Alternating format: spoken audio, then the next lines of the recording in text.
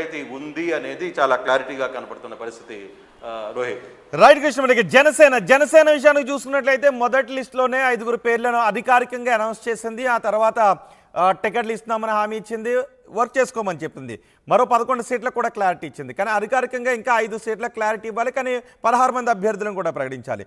So Janasena list ఏ విధంగా సిద్ధం చేసుకుంది, ఎప్పుడు ప్రకటించే అవకాశం ఉంది? ఎస్, జనసేనకు సంబంధించిన వ్యవహారంలో మాత్రం ఇంకా కొన్ని సీట్లు అధికారికంగా 5 సీట్లు అధికారికంగా ప్రకటించింది. ఒక 6 నుంచి 9 మంది వరకు అభ్యర్థులను మీరు పోయి వర్క్ చేసుకోండి అని చెప్పి ఆయన స్వయంగా పిలిచి వాళ్ళతో మాట్లాడిన పరిస్థితి అయితే ఉంది. ఇప్పుడు పెండింగ్లో ఉన్న స్థానాలు కనుక మనం చూసుకుంటే ఇక్కడ పాలకొండ అభ్యర్థి కోసం పాలకొండ సీటు ఒకటి జనసేనకు వెళ్ళే పరిస్థితి ఉంది. పోలవరం సీటు అంటే పశ్చిమ గోదావరి జిల్లాలో పోలవరం సీటులో చెర్రి బాలరాజు తను సీటు కోరుతున్నారు. ప్రకాశం జిల్లాలో దర్శి గరికపాటి వెంకట. కానీ ఇక్కడ కూడా దర్శి విషయంలో కూడా టీడీపీ వర్సెస్ జనసేన మధ్య కొంత పోటీ ఉంది, పోరు నడుస్తుంది. దర్శి సీటు తమకు కావాలని కూడా టీడీపీ నేతలు గట్టిగా అడుగుతున్నారు. కానీ అది వర్కౌట్ అవుతా లేదా అనేది చూడాలి. బహుశా మరోసారి జనసేనతో కూడా చంద్రబాబు కూర్చునే ప్రయత్నాలు అయితే జరుపుతున్నారు సమాచారం. అలాగే అమలాపురం సంబంధించి కూడా ఇక్కడ శెట్టిబత్తుల రాజబాబు ఉన్నారు, ఆయనకి కూడా సీటు అఫీషియల్గా కన్ఫర్మ్ కాలేదు, కొంత వర్కౌట్ చేసే పరిస్థితి అయితే ఉంది. కానీ అక్కడ కూడా సీటు వ్యవహారంలో కొంత పంచాయతీ కనపడుతుంది. అవనిగడ్డకు సంబంధించి చూసుకుంటే కూడా బండ్రెడ్డి రామకృష్ణ, లేకపోతే మాదిగవాడ వెంకటకృష్ణ, వికృతి శ్రీనివాస్, వీళ్ళ ముగ్గురు నుంచి కూడా పెద్ద ఎత్తున పోటీ అయితే కనపడుతుంది. మిగిలిన స్థానాలు ఏదైతే జనసేన అఫీషియల్గా కొన్ని ఇచ్చినాయి, అన్అఫీషియల్గా కొన్ని పేర్లు ప్రకటించేసిన తిరుపతి ఆర్ఎన్ శ్రీనివాసులు వీళ్ళందరినీ అట్లాంటి వ్యక్తుల్ని కొందరిని పోయి వర్క్ చేసుకోమన్న నేపథ్యంలో ఇక్కడ పెండింగ్లో ఉన్నవి మాత్రం ఈ 7 స్థానాల్లో మాత్రం ఇంకా క్లారిటీ రావాల్సిన పరిస్థితి ఉంది. బహుశా వీటన్నిటిని కూడా క్లారిటీ 2-3 రోజుల్లోనే క్లారిటీ వచ్చే పరిస్థితి ఉంది. వచ్చిన తర్వాత అఫీషియల్గా అభ్యర్థులని ప్రకటిస్తాం. అంటే ఎంత త్వరగా అంటే అదృష్టం కొంత ఫేజ్ 4లోకి ఏపీ ఎన్నికలు వెళ్ళిపోవడం వల్ల నాయకులు కూడా కొంత రిలాక్స్ అయిన పరిస్థితి. ఎందుకంటే టైం ఉంది, ఇంకా 60 రోజులు టైం ఉంది. తర్వాత నామినేషన్స్ కూడా చాలా సమయం ఉంది కాబట్టి కొంత స్లోగా వర్కౌట్ చేసుకుంటున్నారు. హడావిడి పడాల్సిన పని లేదు అనే ఉద్దేశంతో ఇక్కడ నాయకులు అయితే కనపడుతుంది రోహిత్. రైట్ కృష్ణమోహన్, అదే సమయంలో కూటమిలో కొలిక్కరాని సీట్ల వివరాలు కూడా ఉన్నాయి. శ్రీకాకుళం, పాడేరు, భీమిలి, కాకినాడ టౌన్, అమలాపురం, పోలవరం, దర్శి, అనంతపురం, ఈ 3 చోట్ల కూడా 3 పార్టీలు అడుగుతున్నా. కూటమిలోని 3 పార్టీలు కూడా ఈ సీట్ల కోసం పట్టుబడుతున్న పరిస్థితి ఉంది. సో అక్కడ ఏం జరిగే అవకాశం ఉంది, ఎలా పరిష్కరించుకుంటారు దాన్ని? ఎస్ సార్, నేనదే ఇందాక నుంచి చెప్తున్న దాంట్లో చాలా స్థానాల్లో 2 స్థానాల్లో టీడీపీ జనసేన మధ్య ఉన్నాయి. కొన్ని స్థానాల్లో జనసేన బీజేపీ మధ్య కొంత ఇది వాదులాట అంటే దానికి సంబంధించిన పోరు సీటు తమకు కావాలనుకునే ఒక ఇది జరుగుతుంది. కానీ ఇప్పుడు ఈ స్థానాలు మాత్రం దాదాపుగా 8 స్థానాలు మాత్రం 3 పార్టీల మధ్య మాకు కావాలని కూటమిలో పట్టుబడుతున్న పరిస్థితి అయితే కనబడుతుంది. వీటిలో ఒకటి శ్రీకాకుళం టీడీపీ జనసేన అడుగుతున్నాయి, పాడేరుకు వచ్చేసరికి బీజేపీ టీడీపీ అడుగుతున్నాయి, భీమిలి వచ్చేసరికి టీడీపీ జనసేన అడుగుతుంది. తాజాగా బీజేపీ కూడా అక్కడ అడుగుతున్న పరిస్థితి. కాకినాడ టౌన్లో టీడీపీ బీజేపీ 2 కూడా అడుగుతున్న పరిస్థితి అయితే ఉంది. అలాగే అమలాపురంకు సంబంధించి టీడీపీ జనసేన కొంత గట్టిగా అక్కడ పట్టుబడుతున్న పరిస్థితి. పోలవరం సంబంధించి టీడీపీ జనసేన అడుగుతుంది, దర్శిలో టీడీపీ జనసేన అడుగుతుంది, అనంతపురం కూడా టీడీపీ జనసేన అడుగుతుంది. దాదాపుగా 8 స్థానాలు శ్రీకాకుళం, పాడేరు, భీమిలి, కాకినాడ టౌన్, అమలాపురం, పోలవరం, దర్శి, అనంతపురం, ఈ 8 స్థానాల్లో కూడా దాదాపుగా ఈ 2 పార్టీలకు సంబంధించిన వ్యవహారంలో కొంత గట్టిగా కూటమిలో 3 పార్టీలు కూడా ఒకరికి సీటు వదిలినా ఇంకో సీటు మేము కైవసం చేసుకునే పరిస్థితి ఉంటుంది. బహుశా ఈ 2 రోజుల్లో ఈ 8 స్థానాలకు సంబంధించిన మొదట ఈ పట్టు బిగుస్తున్న స్థానాలు 8 స్థానాలే.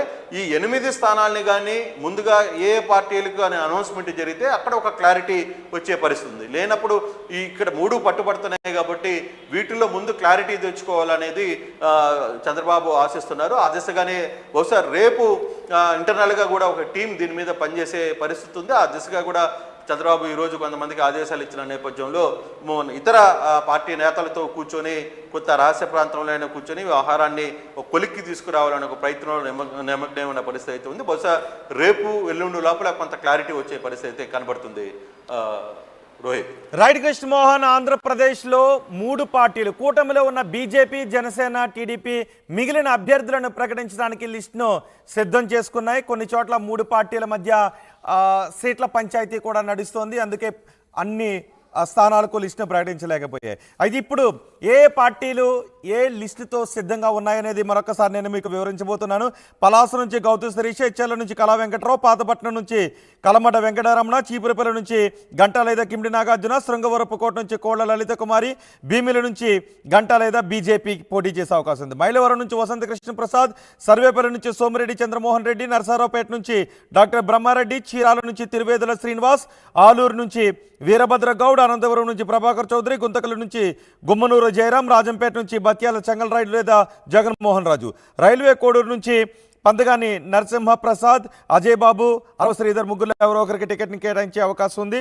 అలాగే పెరంలూరు కూడా దేవినేని ఉమామహేశ్వరరావుకి టికెట్ కేటాయించే అవకాశం ఉందనే చర్చ జరుగుతుంది. ఇక జనసేన కూడా రెండో లిస్టుతో సిద్ధంగా ఉంది. పోలవరం నుంచి చెర్రి బాలరాజు, దర్శ నుంచి గరికపాటి వెంకట్, అమలాపురం నుంచి శెట్టిబత్తుల రాజబాబు, అవనిగడ్డ నుంచి బన్రెడ్డి రామకృష్ణ లేదా మాదివాడ వెంకటకృష్ణ లేదా వికృతి శ్రీనివాస్, వీళ్ళు ఎవరో ఒకరి పేరును కేటాయించే అవకాశం ఉంది. ఇక బీజేపీ లిస్టును చూసినట్లయితే శ్రీకాకుళం నుంచి పైడి వేణుగోపాలరావు, విశాఖ నార్త్ నుంచి విష్ణుకుమార్ రాజు, పాడేరు నుంచి ఉమామహేశ్వరరావు, కాకినాడ టౌన్ నుంచి పోతుల విశ్వం, విజయవాడ వెస్ట్ నుంచి గోలగాని రవికృష్ణ లేదా అడ్డూరి శ్రీరామ్, వీళ్ళిద్దరు ఎవరో ఒకరికి టికెట్ కేటాయించే అవకాశం ఉంది. ధర్మవరం నుంచి వరదాపురం సూరి, జమ్మలమడుగు నుంచి ఆదినారాయణ రెడ్డి, ఆదూరు నుంచి డాక్టర్ పార్థసారథి, ఈ సీట్లతో లిస్టుతో రెడీగా ఉన్నాయి. ఇక కూటమిలో కొలిక్కిరాని సీట్లను మరొకసారి నేను మీకు వివరించబోతున్నాను. శ్రీకాకుళం, పాడేరు, భీమిలి, విశాఖ టౌన్, అమలాపురం, పోలవరం, దర్శి, అనంతపురం, ఈ 8 స్థానాల్లో కూటమి మధ్య ఎవరికి కేటాయించాలి, ఏ పార్టీ నుంచి అక్కడ అభ్యర్థికి టికెట్ ఇవ్వాలనే విషయంపైన ఇంకా క్లారిటీ రాలేదు.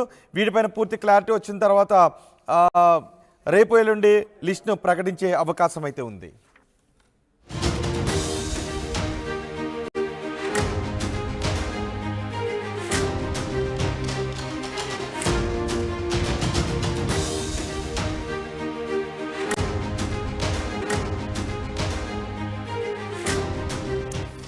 ఆంధ్రప్రదేశ్లో టీడీపీ, జనసేన, బీజేపీ కూటమిలో ఇంకా అన్ని సీట్లకు కూడా అభ్యర్థులను ప్రకటించలేదు.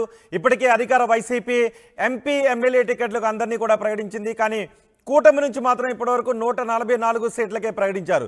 మిగిలిన సీట్లపై కసరత్తు చేస్తూ ఉన్నారు. లిస్ట్ రెడీ చేసుకున్న ఇప్పటికే టీడీపీ, జనసేన, బీజేపీ. ఫస్ట్ కూటమి గురించి జనసేన టీడీపీ పొత్తును ప్రకటించిన రోజున టీడీపీ 94 స్థానాలకు అభ్యర్థులను ప్రకటించింది అధికారికంగా. అదే రోజు జనసేన కూడా 5 స్థానాలకు అభ్యర్థులను ప్రకటించింది. ఆ తర్వాత మళ్ళీ టీడీపీ కొంతమందిని ప్రకటించింది. కానీ ఇంతవరకు బీజేపీ మాత్రం అభ్యర్థులను ప్రకటించలేదు. జనసేన కూడా కొంతమందికి వర్క్ చేసుకోమని సంకేతాలు ఇచ్చింది, కానీ అధికారికంగా ఎటువంటి లిస్టు కూడా రిలీజ్ చేయలేదు. ఇంకా 31 మంది వరకు అధికారికంగా 3 పార్టీలకు కలిపి లిస్టును ప్రకటించాల్సి ఉంది. బీజేపీకి 10 స్థానాలను కేటాయించింది టీడీపీ. పొత్తులో భాగంగా బీజేపీ 10 స్థానాల్లో పోటీ చేస్తుంది, 10 అసెంబ్లీ స్థానాల్లో. కానీ ఇంతవరకు కూడా ఒక అభ్యర్థిని కూడా అధికారికంగా ప్రకటించలేదు. కానీ వర్క్ చేసుకోండి అంటూ కొంతమందికి మాత్రం సంకేతాలు ఇచ్చింది. ఆయా సీట్లలో ఎవరు పోటీ చేస్తున్నారు అనేది సూచనప్రాయంగా కొన్ని సంకేతాలు మాత్రమే ఇచ్చింది.